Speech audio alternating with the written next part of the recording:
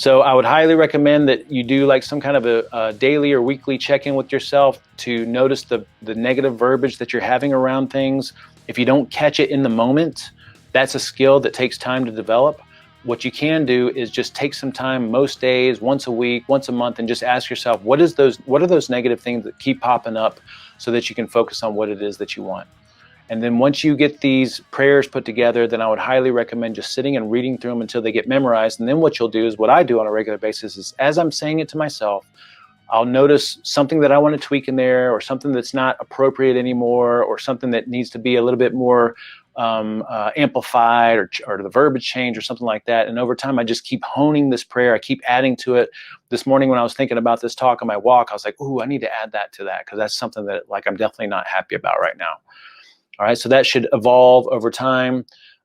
Review the kind of person that you want to be and the activities that you should be focused on. And we have this summary in the handouts that we're going to send out to you guys, all right? I mentioned before, I've learned from a lot of great people over the years, but what I will do is send out some good books that I'd recommend reading, including that Zen and the Art of Happiness, because I think that stuff is really, really powerful. Something I read here recently was after I watched a video by this guy, Cameron Herold. It was how to create a vivid vision for yourself and your business and your life and all this stuff. I thought that was a really good book, and it was a very, very short read. And he has a video on YouTube that I'll send out to you guys too. That was really cool. If you haven't seen the movie The Secret, I think The Secret's awesome.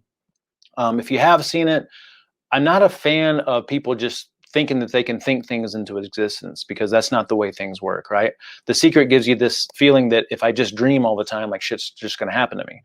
What you need is that vision, plus you have to have daily activity. So one of the best books I've ever read in my life is called The Answer by John Assaraf.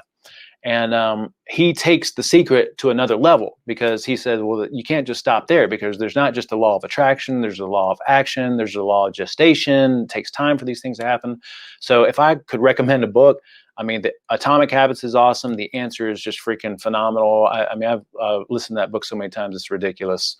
And I'll send all that stuff out to you guys, okay?